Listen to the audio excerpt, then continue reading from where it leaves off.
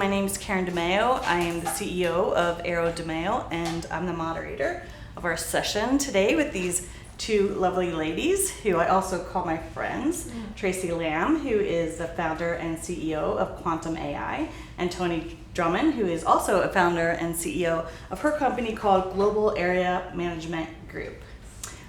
We're here to talk about succeeding in new aviation markets. And before we actually dive into the topic, which we're super excited about, I thought it'd be good to share just a little bit more about your background and who you ladies are and why we're on this panel together. So go ahead, Tracy. Okay, thank you. Thank you very much. Yes, my background is probably traditional aviation. I spent 28 years as a commercial pilot.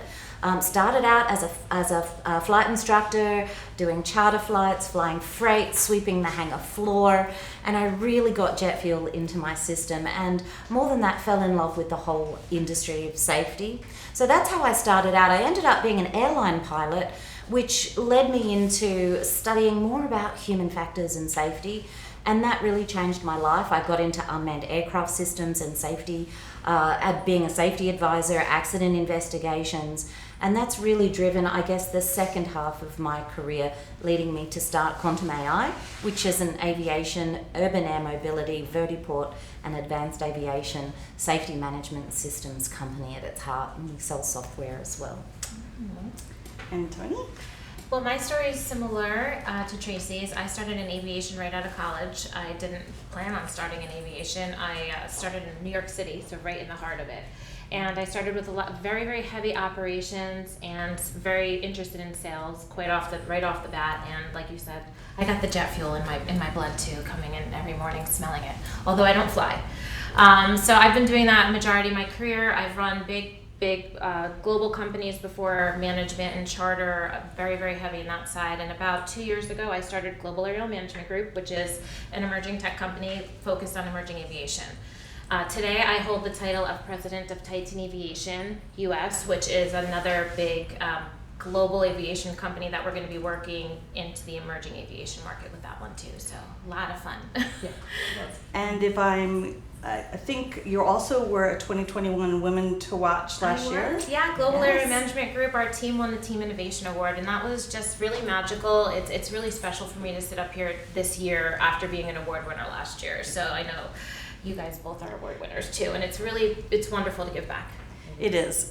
And just to round out real quick, I also have a long history in aviation. I'm not a pilot, but I did work for the federal government, the FAA, retired from there, worked in Fortune 500 for a short while, and I also now have my own company doing consulting in various areas and specialize in drones, UAS, and emerging markets. So now we can dive in. Yes. Now that we've introduced ourselves to everyone, and so let's talk about. I believe one of the key factors in success in this market. There's a lot of them, right? There's the technology, of course. There's marketing, branding. There's key alliances.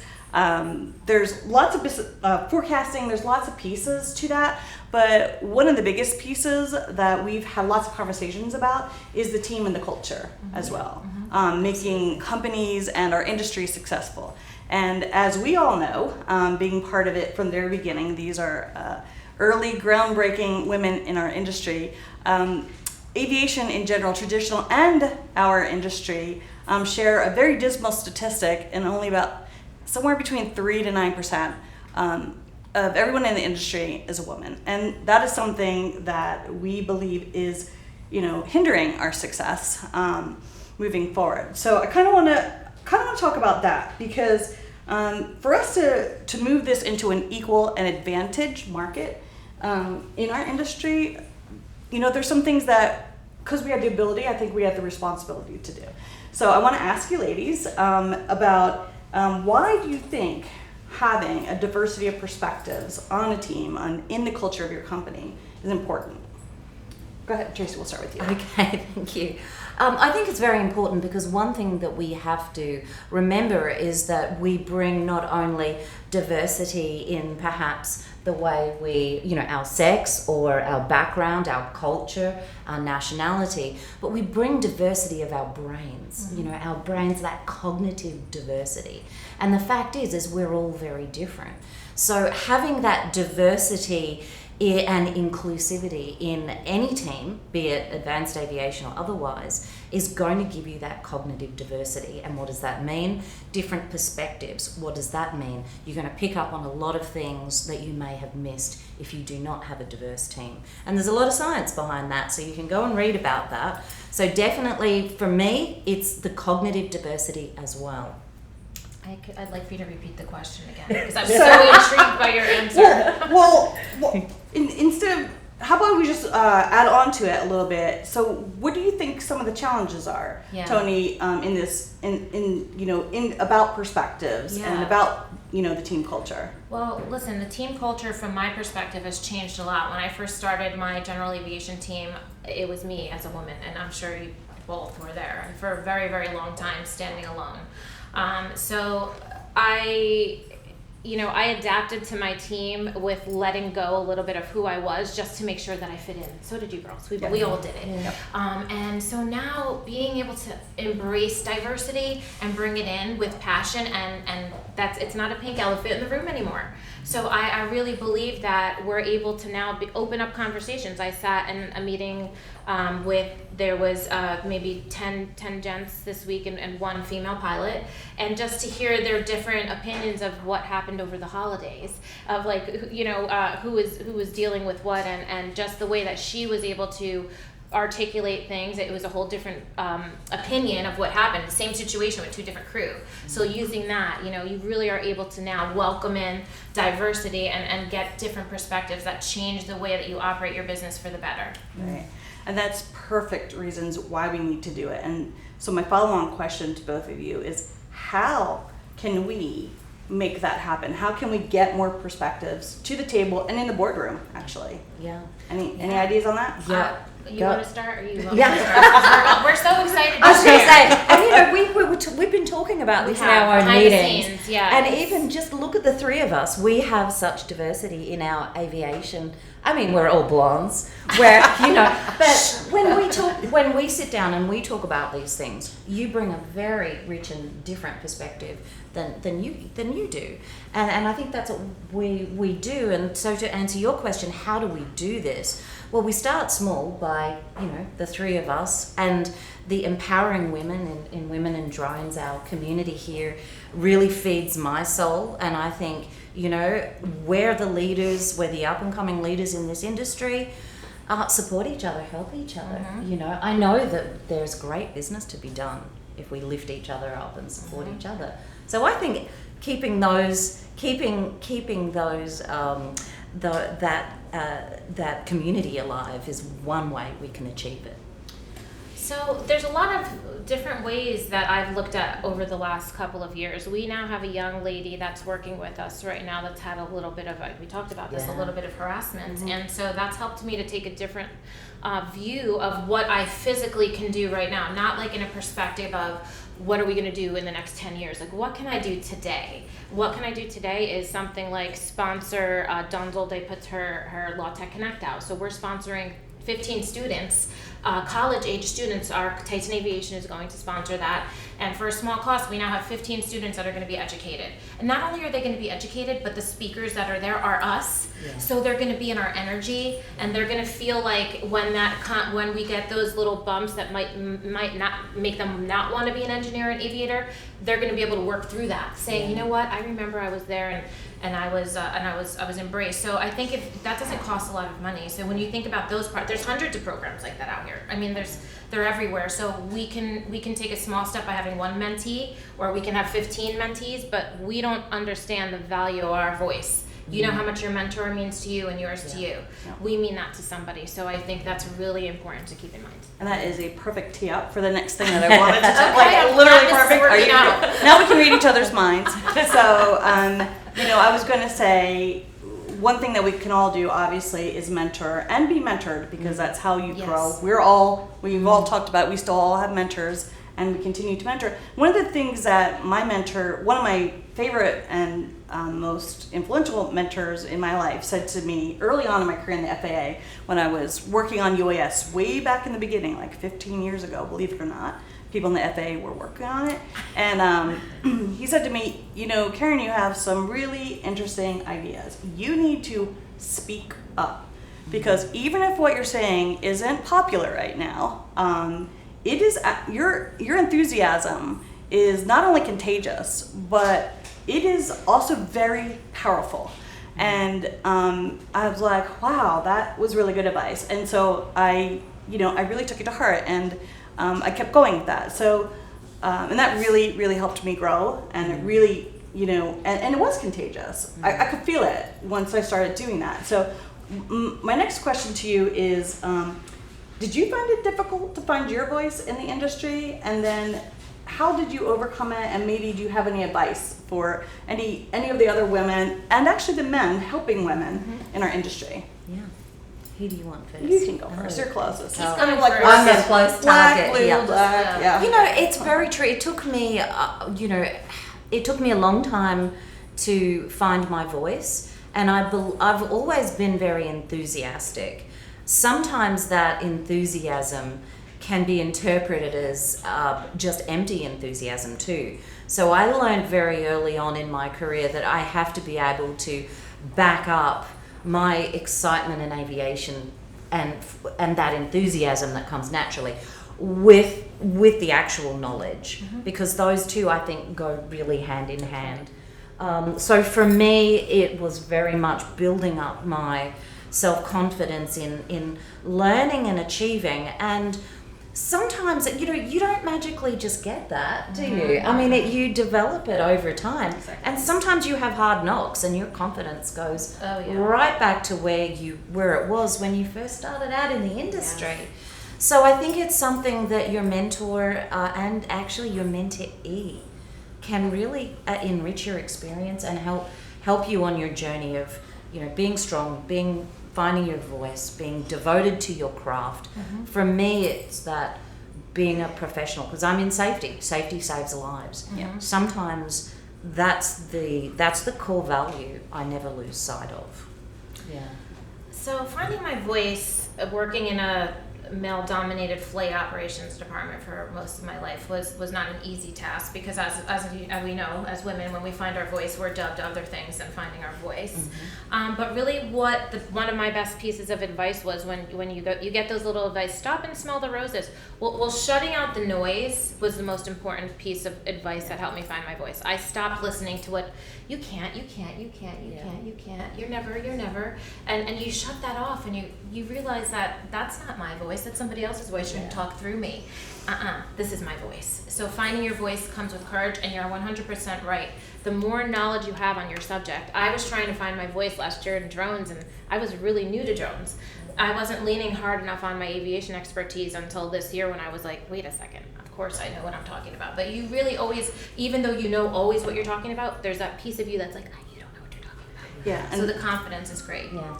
Absolutely. And so do you think in our industry that you need to make courageous decisions to be successful? 100%. Yeah. You can't sit anywhere or get anywhere in your comfort zone. Whenever you start to feel too comfortable, kick your own self. You sit there comfortable, a little bit. You can sit there for a little while, and then push yourself into doing something that doesn't feel comfortable, and you're in the right direction. That's my advice. Scary. It is scary. That can be scary. But you got to move past the fear. Once you move past it the first 5 times, what's scary anymore? You can fail a bunch of times, and then you can only hit the ground so hard so many times. So I think that's a life lesson that young people need to learn, to not give up, to persevere. And failure is part of the process, right? Sure It is. So, A big part. But you can train yourself to get over that fear of You can. change and to have that courage. You can. Probably one of the most scary decisions I ever made in my career was to step out of the flight deck. I'd made it. I was flying in for Virgin Australia. I looked great in the uniform. I was an airline pilot. I had the, Proud. I was So proud. It Yeah. was a really big decision to strip all that back and say, hey, what floats my boat? Where's your passion? My passion is the safety data statistics, So that's a bit weird. But, that was a courageous decision to go, you know what? I'm going to step away from the flight deck and be a safety advisor. Yeah. Like, who says that? Right, and people probably told you were crazy. A lot of people told me I was crazy. And I think that's the best. When people tell you you're crazy in business, you're doing something right. Continue to do it. Exactly. But I haven't looked back. I mean, No, look at you. Look at us. Yeah. We haven't looked back. Yeah. So you can learn that behavior. It's not easy. comes back to your mentors and having your community around you to help you through those times. Yeah, I echo that too, because I worked in the FAA for 28 years, and I, I had a really great career and I loved it, but I knew there was more that I needed to do on the other side of the industry, on the commercial side, because that's what got me really excited at that point in my career. So I stepped out of FAA, and all of my colleagues like, "You're crazy. You could just stay in this job forever. It's a great job." I'm like, I never said that. We met each other I then, know. and when you made the move, I was like, wow. It was not crazy, but honestly, it was the best thing that I did. I don't regret any of my past. I never envisioned that I would be doing that, be doing this, be sitting here. I've met you, but all those things I think happen for a reason, and that is part of success, is stepping out of your comfort zone and stepping up, and then helping the others behind you. That's right. Right. So I mean, that's what this is all about, and that's why we continue to support women in drones. Absolutely. And That's right. this whole endeavor here. Absolutely. So let's step a little bit back to success in our industry, and we talked about team and culture. So what do you ladies think is the ideal aviation culture for our market segment in this new aviation future? I'm going to go with Toni first. I was going to this time. say, yeah. We'll start with Okay, Toni. so the culture in what we're talking about, what is that? Drones, electric aviation, emerging aviation, what are we calling it really? Like, Yes. okay, all of it. So I already think by nature, just because of where we sit in society right now, we have a leg up. I mean, it's no longer tolerated. You see what happens on the news. People are going back years, holding people responsible for actions, that kind of stuff. So, when you look at that type of thing, I really believe that we're in a climate that is going to help support bringing in new ideas, new diversity, and new people into the marketplace. So I feel like where we sit right now, we're way ahead of where we were, years ago, and we're looking into more of tech based. You have the tech, and then you have general aviation, and you have all the people in between. I think there's a bridge, and if I have my way, I'll help to build it to bring the old aviators, which I'll consider ourselves old aviators, and then the new technology. I'm comfortable with that. I'm Yeah, comfortable me with too. that. Like, bring them in, and then the new generation of engineers of all diversity, doesn't make a difference. Bring them in and find that bridge and help find the key, the safety, that is our force multiplier, is everybody understanding that safety is going to bring this whole thing together. So that's my opinion of it. I feel like our bridge is already starting to be built for us. It's not as hard as it was 10 years ago, and not even 3 years ago, so that's my opinion. Well, I completely agree with that. I think the tide and the wheels are turning. Yes. And, when I first started to fly, I was often the only female in a lot of my training and my classes, etc. And, I read somewhere that it takes, over 100 years to change a culture in an industry. And I thought, I can't wait that long. Yeah. I'm in my 50s. It's got to happen. It's got to start happening. It's happening. Yeah. It's happening. And it's happening because, women like you and organisations like Women in Drones. So I think definitely you mentioned the key, and I think there are several keys. And I think the trick is all of those keys coming together and collaborating, because all of these diverse perspectives and ideas and cognitive value that we all bring to the table is going to help advance the industry faster. That's right. So from a cultural aspect, I definitely think we're moving in the right direction with so many organisations having, 20 goals of 25% on their boards, diversity and inclusion policy. I think those are positive steps.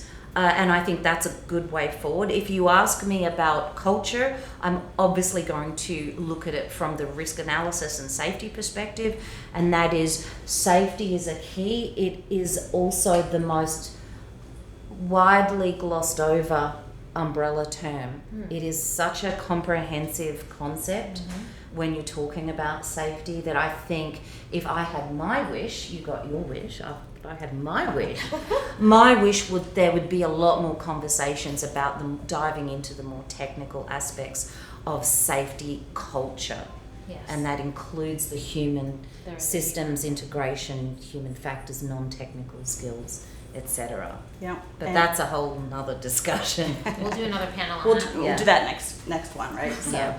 I think fabulous advice and information, and I think sort of to sum it up a little bit, it's really not just up to us as the women in the industry to support each other. I look out to the audience. There's a lot of men in the audience today. I'm really excited about that because it's up to all of us, and we need your help in this as well because we want diversity of perspectives. We want diversity. We want to rise up in aviation and embrace this new mobility that we have. And so I really appreciate having this opportunity to talk to my peers and my friends in this industry. And we certainly have together done a lot, and we're going to continue to do that. And we invite you all to join us in that endeavor. So unless there's any last word that either of you want to say? No, I thank you think- so much. yeah, I mean, thank thanks you. for, I think thanks that's for listening. job. Yes, Thank you, for everybody. joining us, Appreciate it. Women in Drones live at CES 2023. Thanks, everyone.